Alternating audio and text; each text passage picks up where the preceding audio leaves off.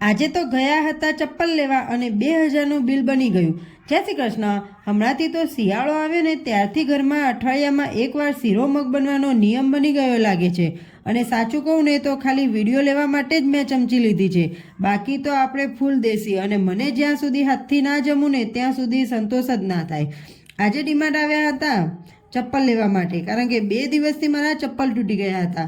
પણ ડીમાર્ટ આવીને ખર્ચો ના થાય એવું તો બને જ નહીં, એટલે 2000નું બિલ બની ગયું. બોલો.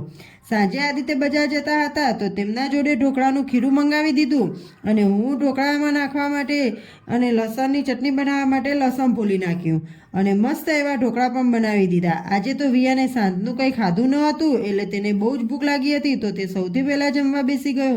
ચલો હવે હું ડીમાર્ટમાંથી લાવેલો સામાન ઠેકાણે કરું, અને તમે મારા વિડીયોને લાઈક અને ચેનલને સબસ્ક્રાઈબ કરી લેજો. જય શ્રી કૃષ્ણ.